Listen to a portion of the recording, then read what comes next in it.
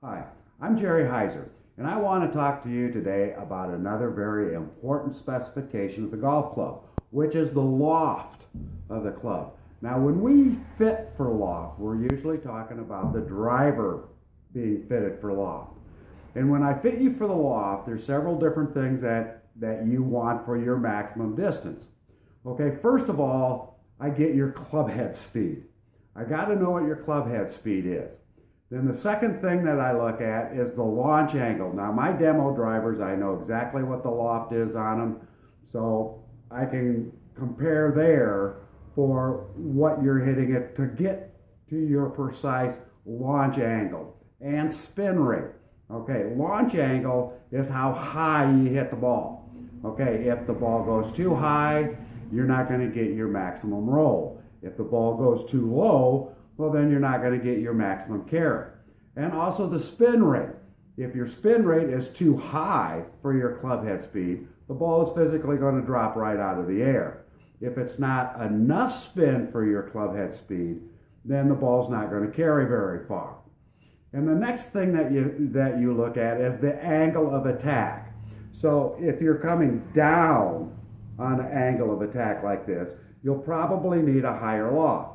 If you're square or upright with your angle of attack, well, then that depends on your launch angle for your exact loft. The other thing I look at, and this is why it's so important to measure what your clubs were before, is the lowest loss that you can hit well. And then the last thing is, and this is why it's so important to measure your stuff during the interview, is because I need to know what your current driver, fairway woods, hybrids, and iron lofts are.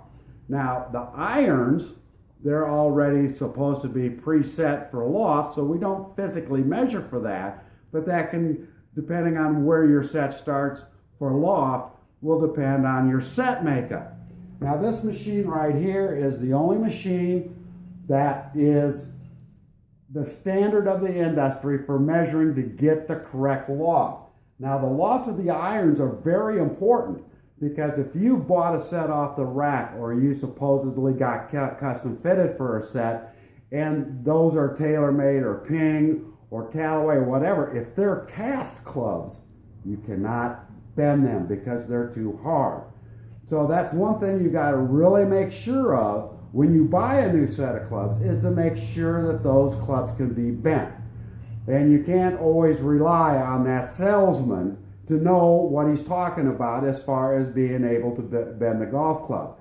Every club that I sell in my shop, I can bend to fit you. I measure every club head that comes through my shop to make sure that the lofts are that they are as advertised of what they're supposed to be.